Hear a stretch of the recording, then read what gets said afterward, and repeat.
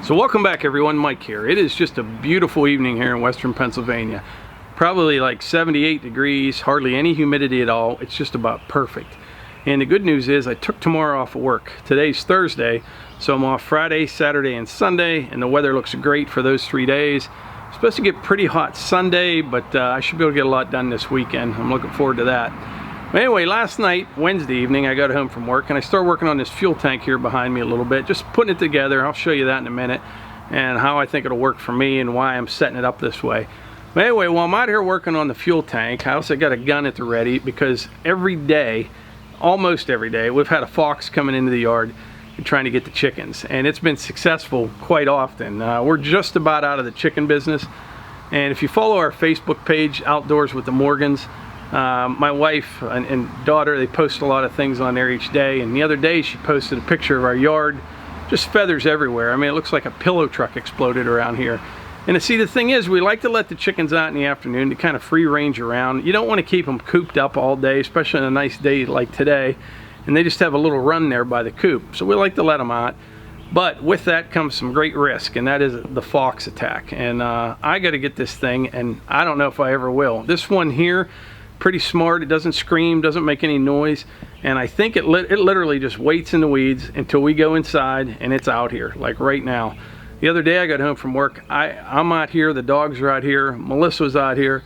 I go inside, not a minute later you hear the chickens going crazy, and that thing was on one, and Melissa came out and got it kind of chased away.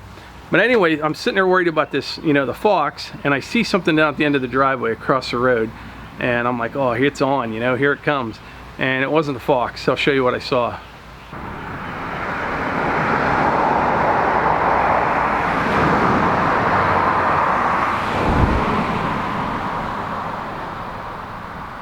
This little guy is right here beside the road. I'd like to see it kind of go somewhere else. Hey, you can't lay here.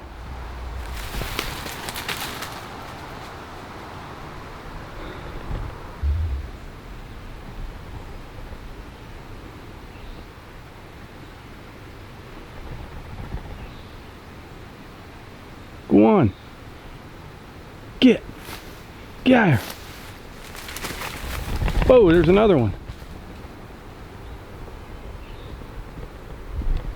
So yeah, there are two little fawns down there, and they weren't laying 3 feet from the road. And I didn't even see the second one till I almost stepped on it. So I want to take this time as a reminder for everybody out there, you know, with your brush hogs and stuff. Like, I got to do some of that this weekend. This time of year, I always get out there and walk all the trails before I mow them, the little fields that we have, because those things lay so tight, you know, you'd hate to run one over. So now's the time of year to really be paying attention, on the lookout for fawns, because they're everywhere. I mean, we're seeing a couple, 4 or 5 a week now, just out on the trails or anywhere. They're just laying down and you can walk right up on them. And so, you know, I try to stay away from them. Those ones there, I want to scare them down in the woods at least to get them away from the road, and it worked. But I think it's funny how, you know, a little fawn, I don't care who you are, you look at them and think, boy, what a cute little thing that little fawn is, you know. But as deer get older, you know, you get 3, 4, 5 years old and a big rack, it's a totally different story on those deer. Then they become your nemesis, where you spend, you know, weeks of your vacation time trying to harvest that deer. But when they're little, you do everything you can to protect them from the coyotes and cars and all that kind of stuff. Anyway, that's the way we are. So enough about the deer and the fox story. I want to show you this fuel tank that I got, and I'll explain why I set it up the way I did. Old Stanley and Ruger, they're really at the ready. You know, they're out here protecting the chickens. Can you tell?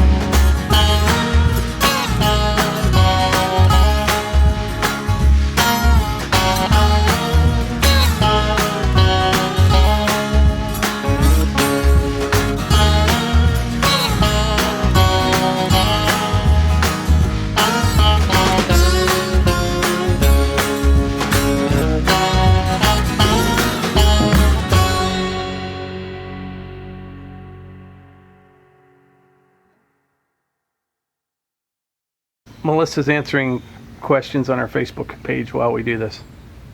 I told him that too in the message.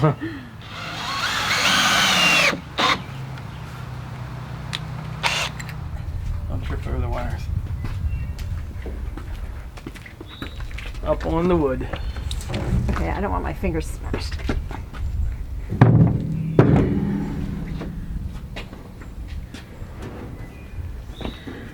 Ow!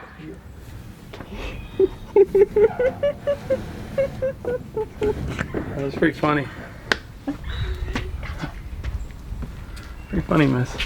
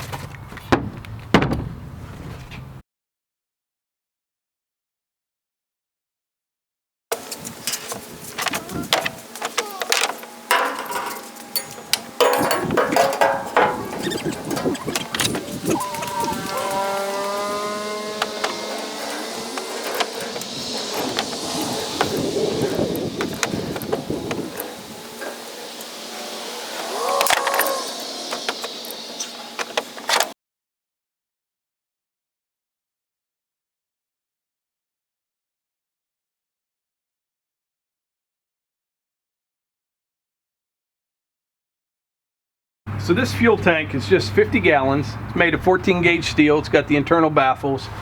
And what I did there last night, I just made kind of a little pallet to put it on. So I got 2 4x4s here and here, and 3 2x4s across the bottom.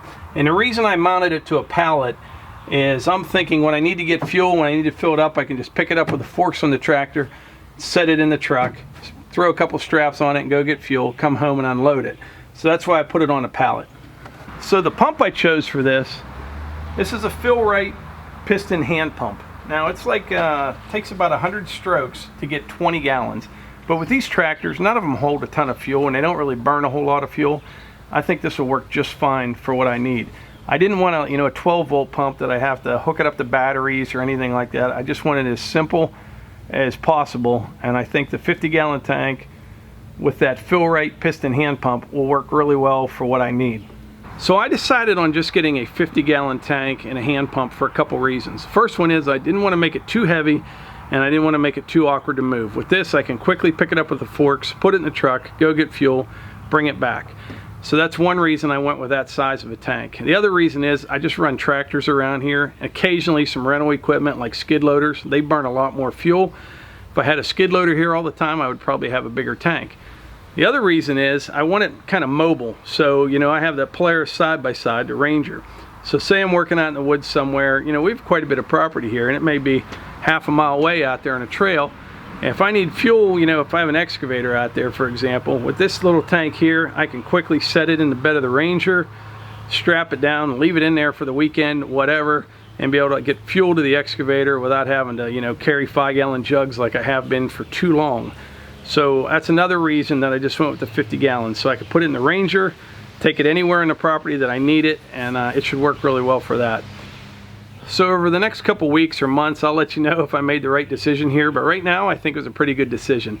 I don't need a real big fuel tank. The tractors that I have don't use a whole lot of fuel, and I didn't want anything too big and bulky and heavy, and I want it to be mobile, where I can take it anywhere on the property in the back of the Ranger and fuel up anything I have wherever I have on the property. So I think it should work pretty well. The ones with the electric pumps are pretty nice, but I didn't want to deal with that out in the field.